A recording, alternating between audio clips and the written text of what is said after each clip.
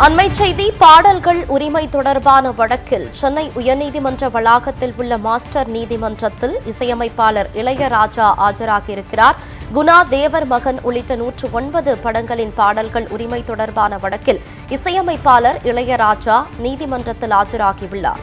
இதுகுறித்த அண்மை செய்தியை பார்க்கிறோம். 109 படங்களின் பாடல்கள் உரிமை தொடர்பான வழக்கில் எதிர்மனுதாரராக சேர்க்கப்பட்டுள்ள இளையராஜா சாட்சியம் அளிப்பதற்காக மாஸ்டர் நீதிமன்றத்தில் ஆஜராகியிருக்கிறார்.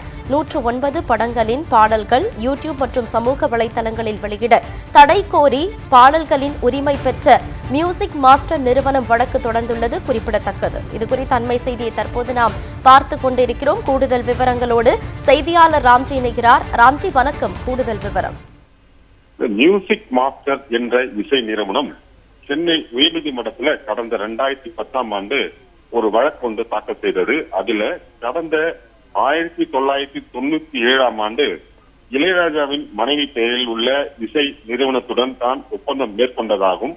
அந்த ஒப்பந்தத்தின்படி தேவன் மகன், பாண்டியன், பிரம்மா, குணா உள்ளிட்ட 109 படங்கள்ல இசை வெளியீட்டு உரிமையை தனது நிறுவனம் பெற்றுள்ளதாகவும், ஆனால் தன்னுடைய அனுமதி இல்லாமல் அந்த பாடல்களை தற்போது யூடியூப் மற்றும் சமூக வலைதளங்களை பயன்படுத்தப்பட்டு வருவதாகவும், இதற்கு தடை விதிக்க வேண்டும் என்று அந்த மனுவிலே கேட்டுக் கொண்டிருக்கின்றது. இந்த வழக்குல பிரதிவாதியாக இசையமைப்பாளர் இளையராஜாவின் இசை நிறுவனம் மற்றும் இளையராஜா ஆகியோர் சேர்க்கப்பட்டுள்ளனர். இந்த வழக்கின் விசாரணையை விசாரித்த சென்னை உயர்நீதிமன்றம் ஒப்பந்தம் மேற்கொண்ட போது யூடியூப் மற்றும் சமூக வலைதளங்களை பற்றி குறிப்பிடவில்லை என்றும் ஆடியோ ரிலீஸ் ஒப்பந்தம் மட்டுமே மேற்கொள்ளப்பட்டதாகவும் தெரிவிக்கப்பட்டது. இந்த நிலையில இந்த வழக்கில் சாட்சியம், அதாவது இந்த தொடர்பான வழக்குல சாட்சியம் அளிப்பதற்காக இசையமைப்பாளர் இளையராஜா சென்னை உயர்நீதிமன்றத்தில் உள்ள 2வது மாஸ்டர் நீதிமன்றத்திற்கு ஆஜராகி இந்த வழக்கு தொடர்பாக சாட்சியம் அளித்துள்ளார். அதற்காக இந்த நீதிமன்றத்தில் இன்று ஆஜராகி இருக்கிறார். இந்த குறிப்பிடத்தக்கது.